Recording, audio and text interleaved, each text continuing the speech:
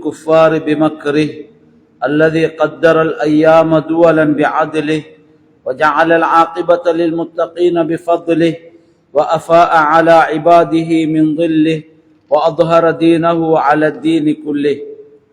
القاهر فوق عباده فلا يمانع، والظاهر على خليقته فلا ينازع، والآمر بما شاء فلا يراجع، والحاكم بما يريد فلا يدافع. أحمده على إظفاره وإظهاره وإعزازه لأوليائه ونصره لأنصاره، وأشهد أن لا إله إلا الله وحده لا شريك له الأحد الصمد الذي لم يلد ولم يولد ولم يكن له كفوا أحد، وأشهد أن محمدا عبده ورسوله رافع الشك وداحض الشرك ورافض الإفك. اللهم صل وسلم وبارك على سيدنا محمد وعلى آله وأصحابه أجمعين ومن تبعهم بإحسان إلى يوم الدين. فيا أيها الذين آمنوا اتقوا الله حق تقاته ولا تموتن إلا وأنتم مسلمون. فيا عباد الله أوصيكم وإياي أولا بتقوى الله. يقول الله عز وجل في قرآنه الكريم: أعوذ بالله من الشيطان الرجيم، بسم الله الرحمن الرحيم.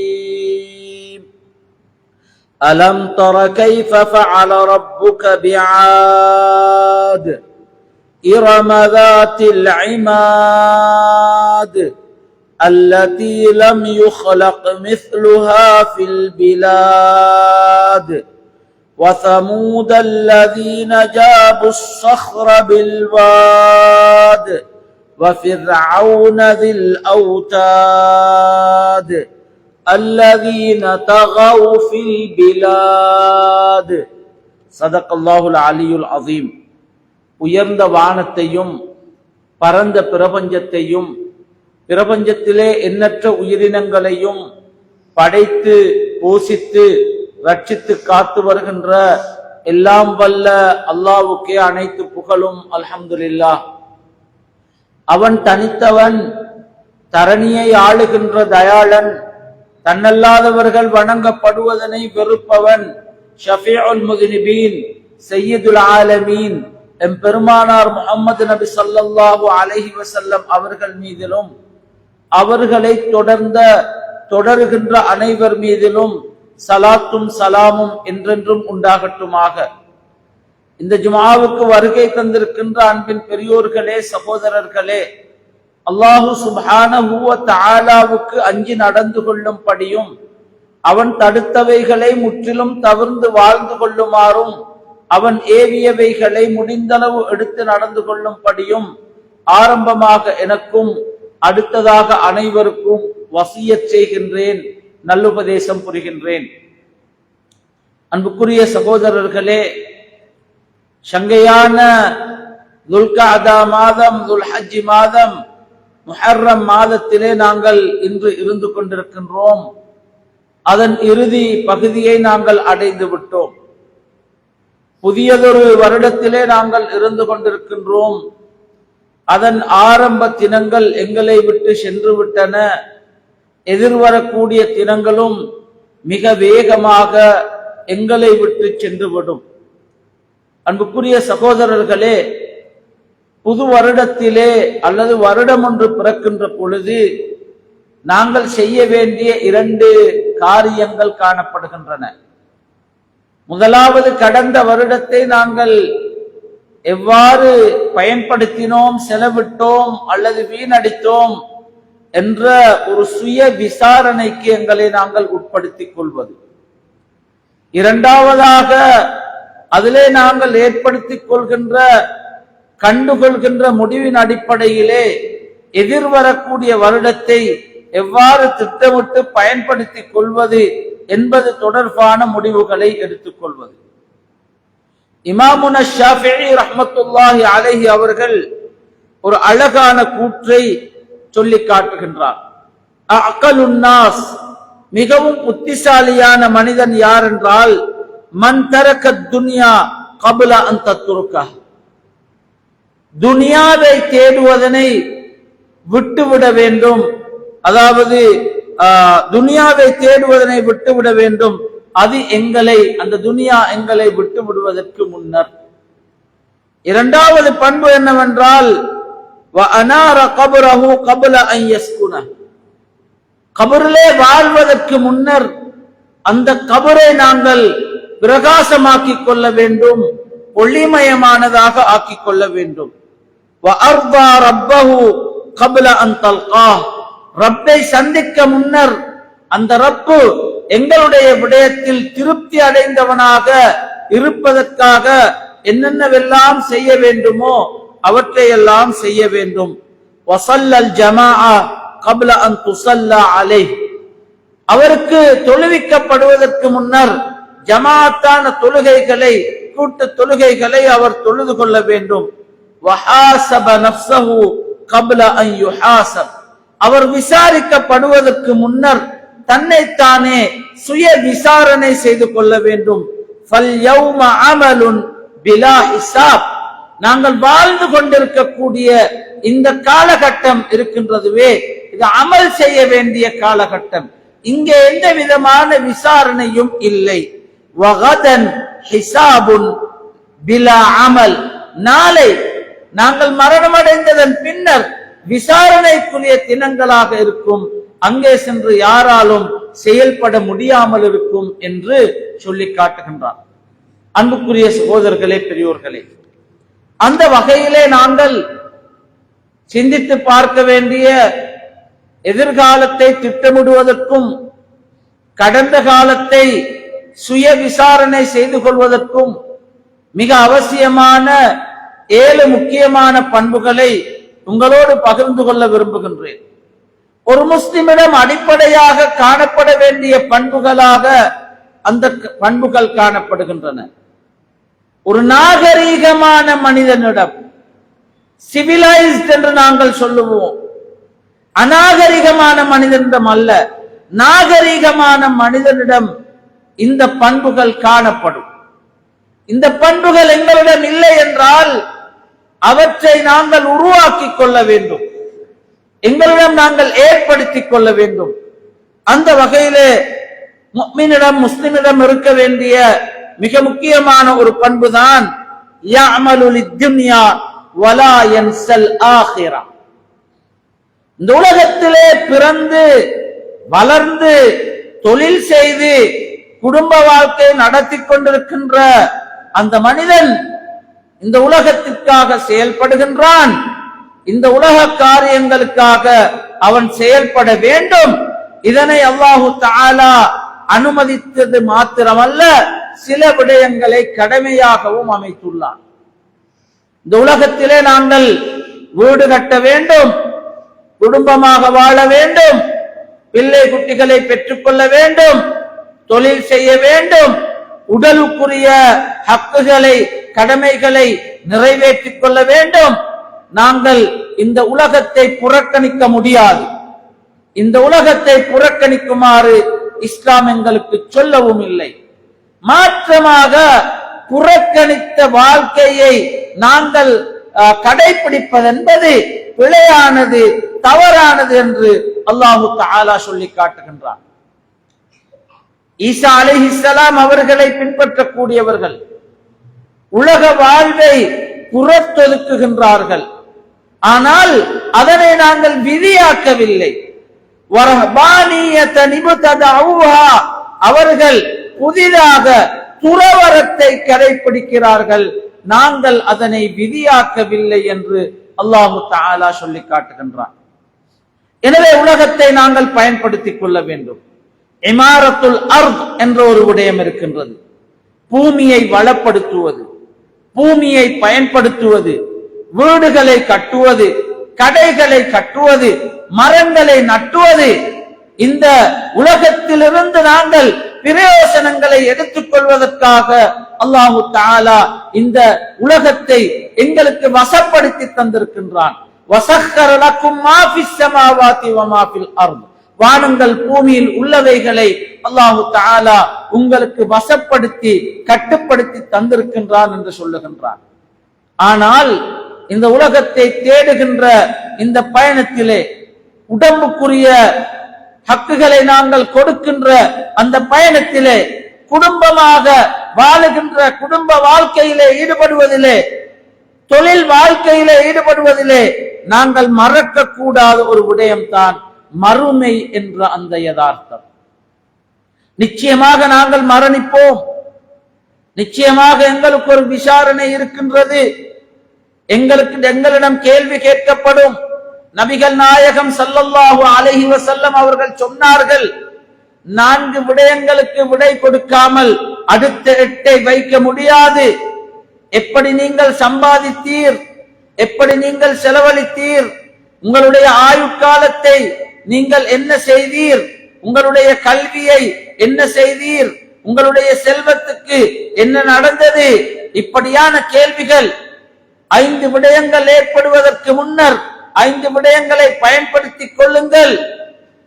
மரணம் அடைவதற்கு முன்னர் வாழ்வை, நோய் ஏற்படுவதற்கு முன்னர் இளமையை, பிஸியாகுவதற்கு முன்னர் உங்களுடைய ஓய்வை, நோய் ஏற்படுவதற்கு முன்னர் ஆரோக்கியத்தை, வறுமை உள்ளவர்களாக ஏழையாக மாறுவதற்கு முன்னர் உங்களுடைய செல்வத்தை நீங்கள் பயன்படுத்திக் கொள்ளுங்கள். மறுமையிலே நாங்கள் வெற்றி அடைய வேண்டும்.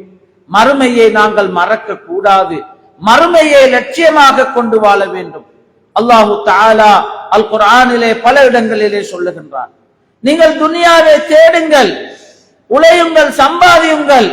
வெள்ளிக்கிழமை வந்துவிட்டால் நீங்கள் அல்லாஹ்வை நினைவுபடுத்துவதற்காக பள்ளிவாசலுக்கு வாருங்கள்.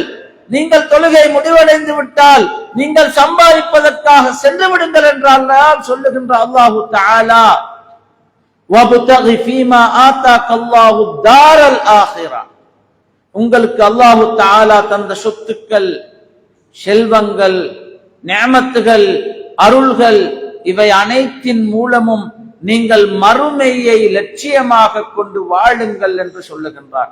முஸ்லிமுடைய மிக பிரதானமான பண்பு, அவன் உலகத்தை புறத்தொதுக்க மாட்டான். அதே சமயம் உலகத்தை அவன் தேடுகின்ற பொழுது, உழைக்கின்ற பொழுது மறுமையை மறந்து வாழவும் மாட்டான். துரதிர்ஷ்டவசமாக நாங்கள் முதலாவதை எடுத்துக் கொள்கின்றோம், இரண்டாவதை விட்டு விடுகின்றோம்.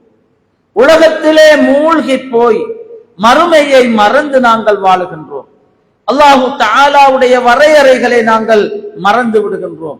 அடுத்தவர்களுடைய சொத்துக்காக ஆசைப்படுகின்றோம், அபகரிக்கின்றோம், அபகரிக்க முனைகின்றோம்.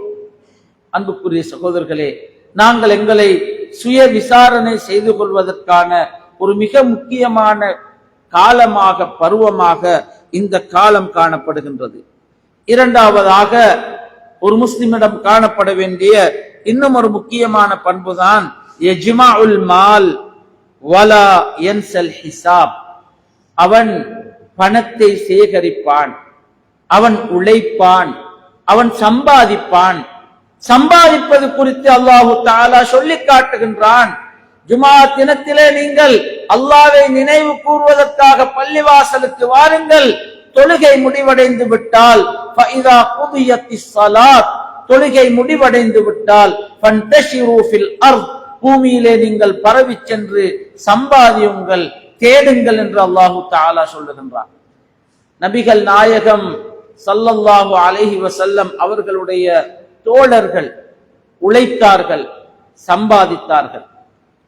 நபியுடைய மிக முக்கியமான ஒரு தோழர், ஆரம்ப நாட்களிலே இஸ்லாத்தை தழுவியவர், சுவர்க்கத்துக்கு நன்மாராயணம் கூறப்பட்ட 11 ஒருவர், அப்துர் ரஹ்மான் இப்னு அவுஃப் ரலியல்லாஹு அன்ஹு அவர்கள் மதீனாவுக்கு ஹிஜ்ரத் செல்கின்றார்கள்.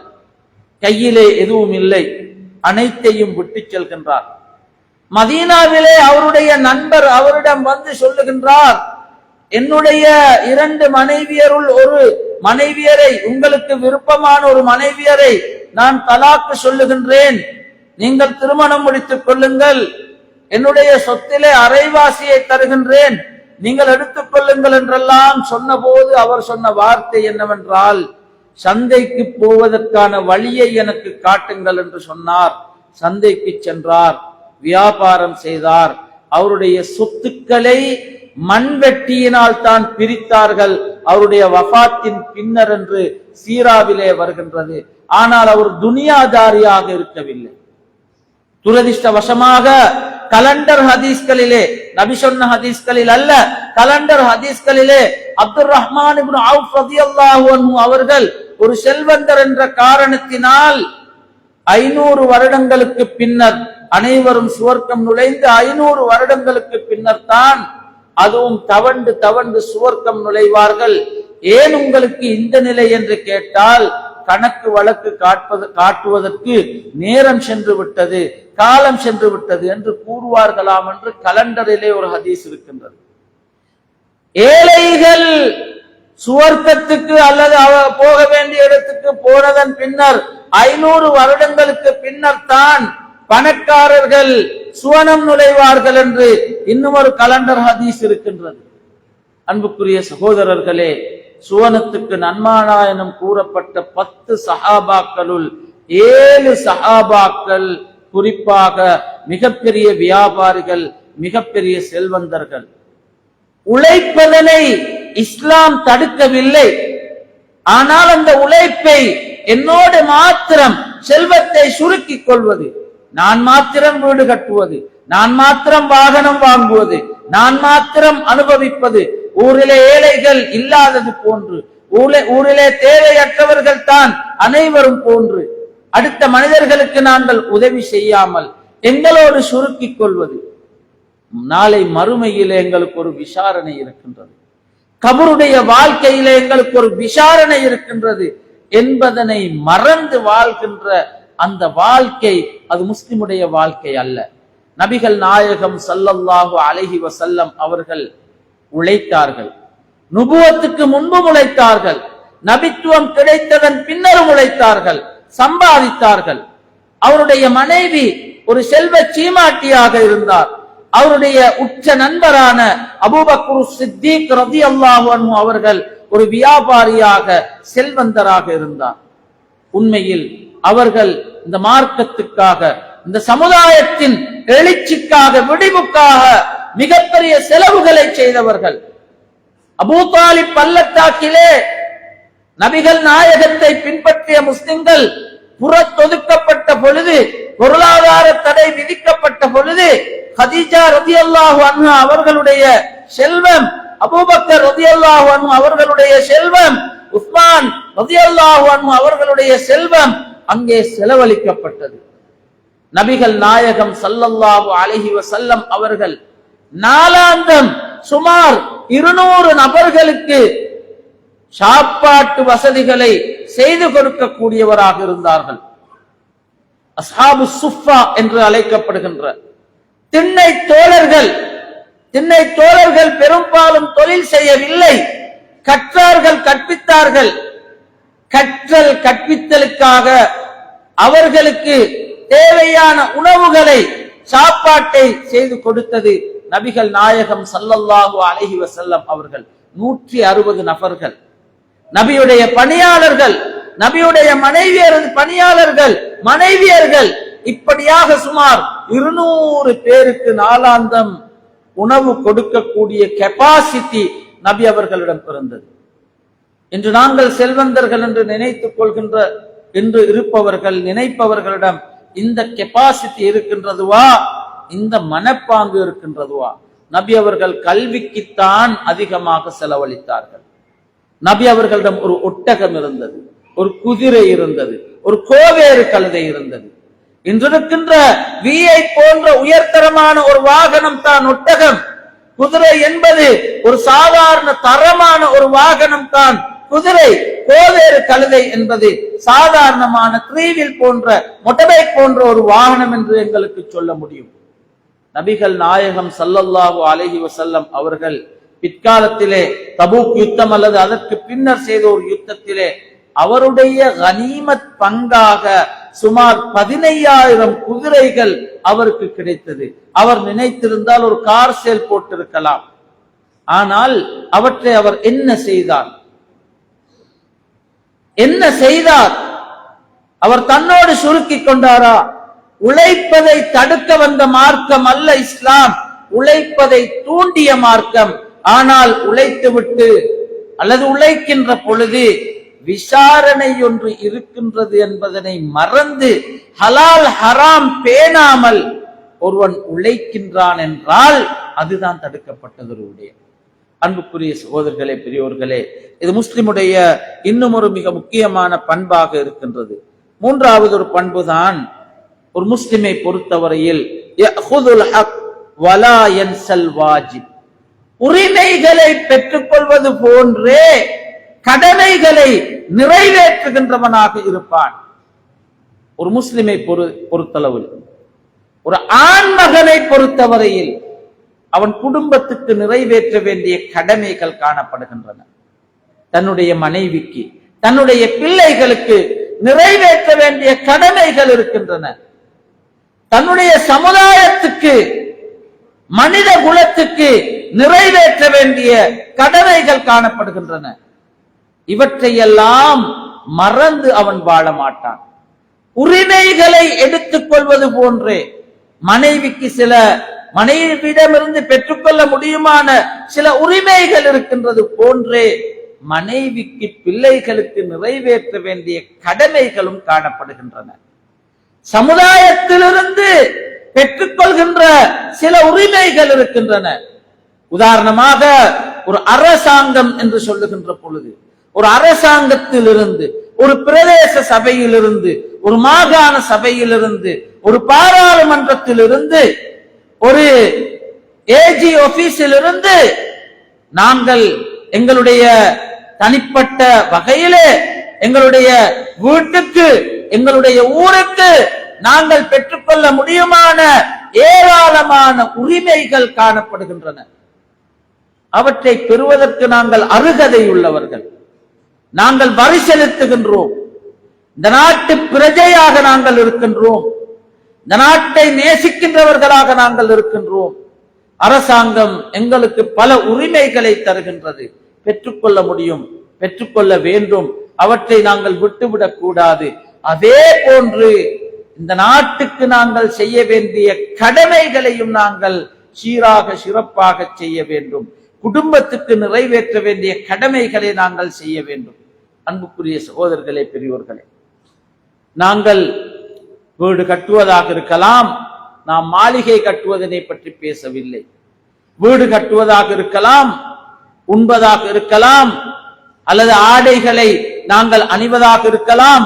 இந்த மூன்று மாத்திரம் அல்ல, அத்தியாவசிய தேவைகள் 5 என்பார்கள்.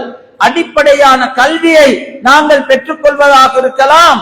சுகாதாரத்தை, ஆரோக்கியத்தை நாங்கள் பெற்றுக் கொள்வதற்கான வசதிகள், நாங்கள் ஹாஸ்பிட்டலுக்கு சென்று மருந்தெடுக்கலாம், அல்லது நாங்கள் எங்களுடைய ஆரோக்கியத்தை பேணிக் கொள்வதற்கான வழிகாட்டல்களை பெற்றுக் கொள்ளலாம், வழங்க வேண்டும்.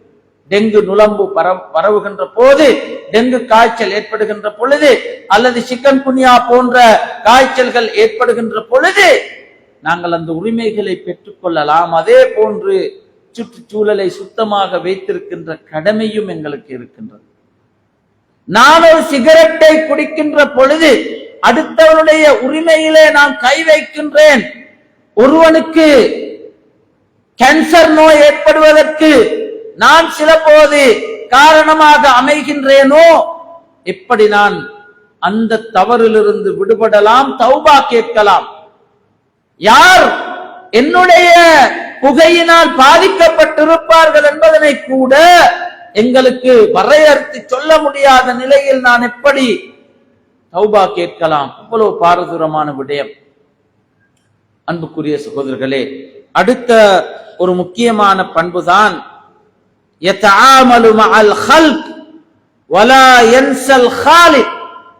நாங்கள் இந்த உலகத்திலே அல்லாஹ்வுடைய படைப்போடு தொடர்பு படுகின்றோம், உறவாடுகின்றோம், அவர்களை அணுகுகின்றோம், பேசுகின்றோம், கதைக்கின்றோம், திருமண உறவுகளை ஏற்படுத்திக் கொள்கின்றோம், காணி பூமிகளை பிரித்துக் கொள்கின்றோம், ஒன்றாக சாப்பிடுகின்றோம், பிரிந்து செல்கின்றோம்.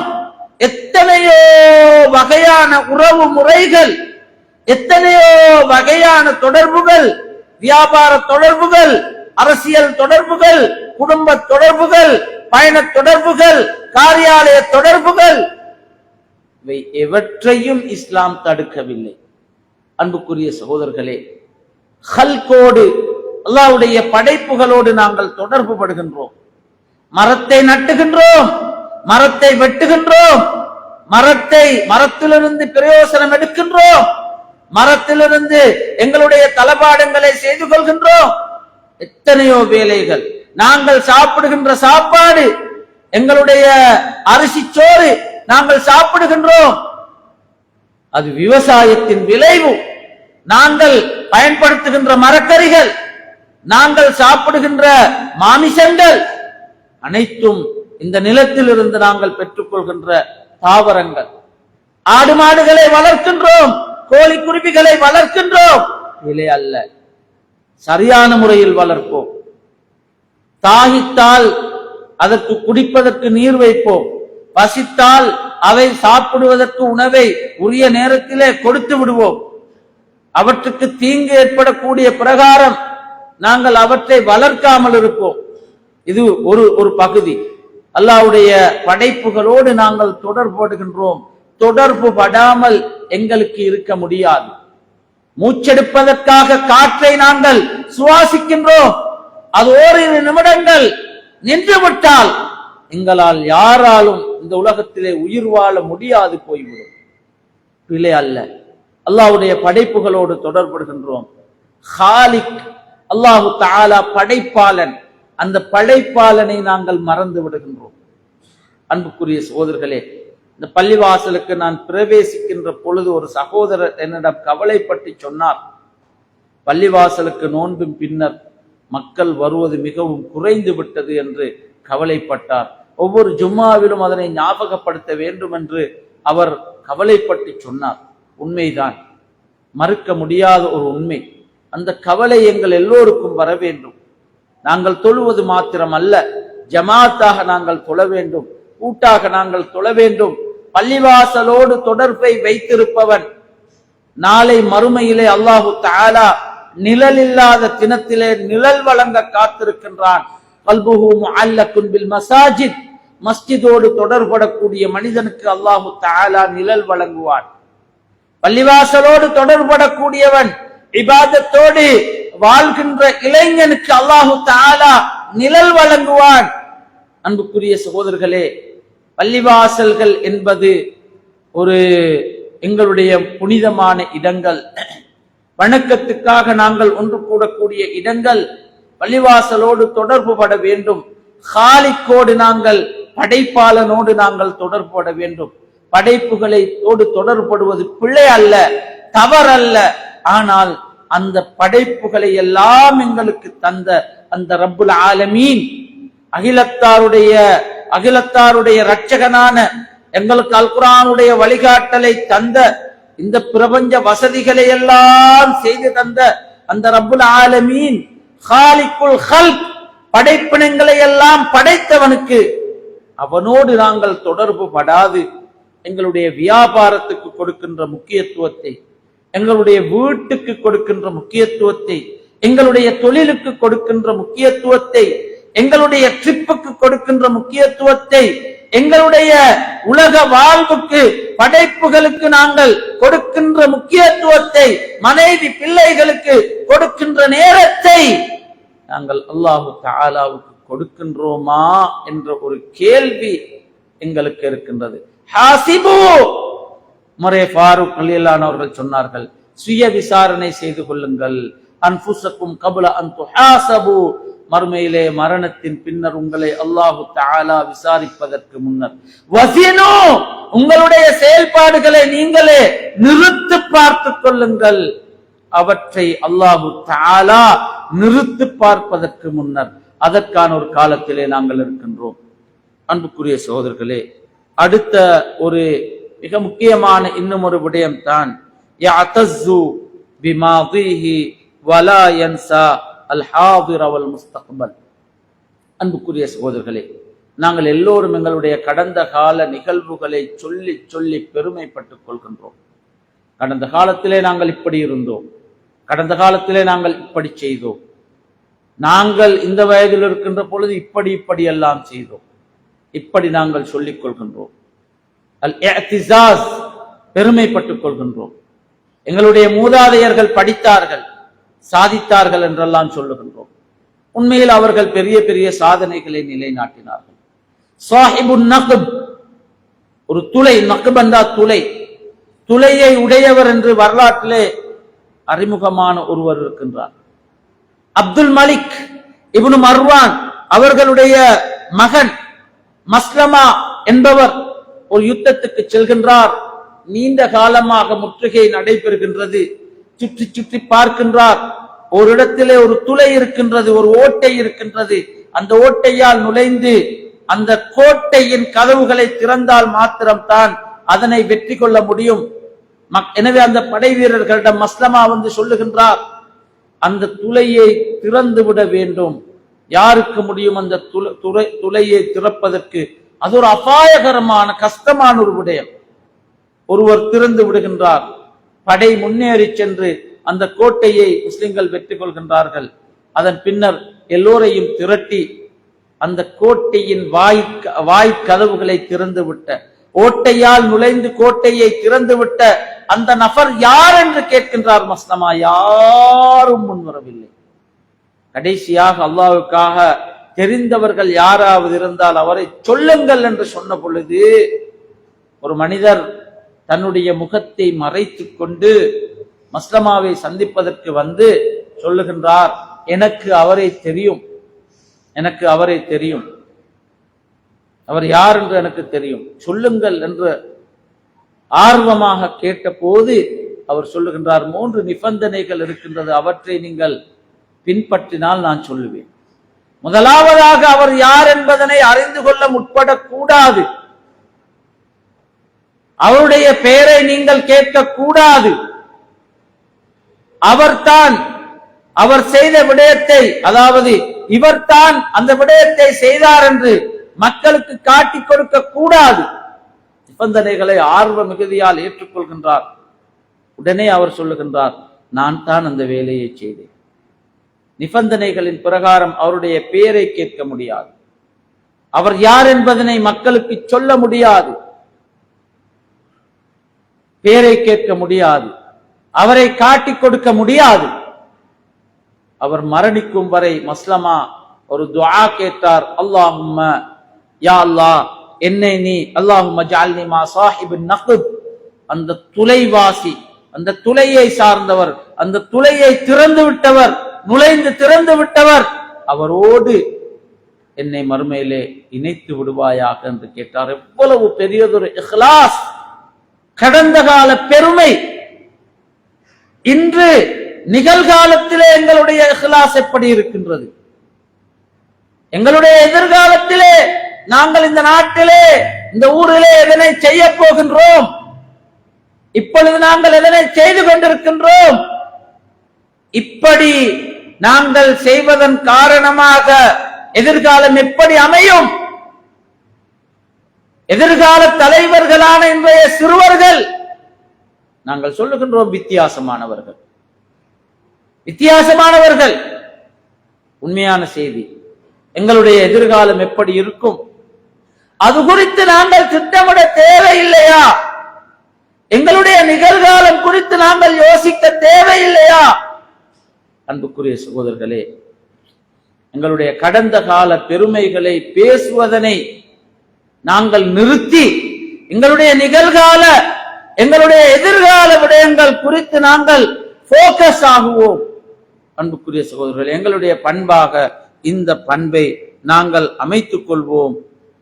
யுஹிப்பு கௌமஹு வலா யன்சா வலா யன்சல் இன்சான், தன்னுடைய சமூகத்தை, தன்னை சார்ந்தவர்களை, தன்னுடைய ஊரவர்களை, தன்னுடைய குடும்பத்தவர்களை, தான் சார்ந்தவர்களை நாங்கள் கவனிப்பது ஒரு முக்கியமான விடயம். அது இருக்க ஏனைய மனிதர்களை, முஸ்லிம் அல்லாதவர்களாக கூட இருக்கலாம், நாங்கள் கவனிக்க வேண்டும், அவர்களுக்கு உதவிகள் புரிய வேண்டும், ஒத்தாசைகள் புரிய வேண்டும்.